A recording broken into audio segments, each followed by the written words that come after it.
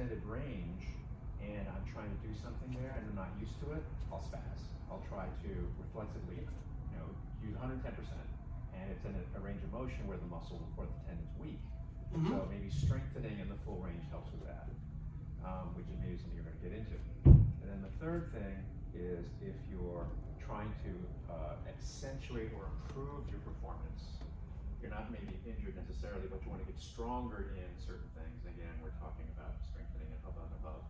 But everything today seems like it's mainly designed to regain range that we should have that we don't, so we don't overtax the system even when we're not on the mat, because we're walking around like this all the time. But how about that secondary aspect when you get injured, which is often when you are in an extreme range of motion situation, or you're uncomfortable being there, so you reflexively use 110% and you pop something. So can you address that? Yeah, so this is meant to be preventative of that when it happens.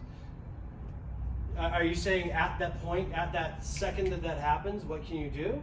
Or are you saying how do you prep it? Because right, so prehab so you don't injure it. Yeah, so all of this is so what you do with this is, so you do have the injury cycle, like you're in an injury and you want to get out of it.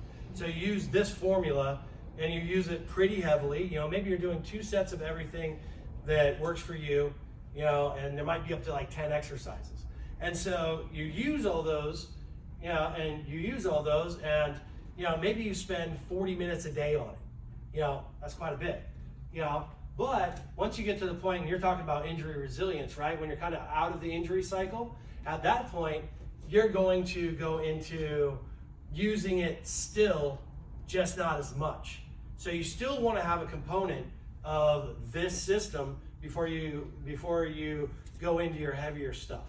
So, I was kind of alluding to that when I said if you do this sort of raise with the bands around you, you're going to be activating certain neural patterns. But then you're going to go in and you're going to do strength training, and you're going to build strength. And so you'll be building the strength of that unit after that. And that's what the growth strength is about. If you're specifically noticing that you have a pattern when you're at this range of motion and somebody's going at you, what I would do is I would mentally note that pattern and say, okay, so I'm in external range of motion, so maybe you get yourself to the end range, and so if I'm right here and I feel like, oh, I got a nice stretch here, you actually activate and go like this. Oh, wait a minute, that wasn't my end range. Now this is my end range. And so you go, oh, that's interesting. And so you teach the body that, oh, that's not so bad. And again, as long as there's no pain. So that's just a technique, which is activated stretching.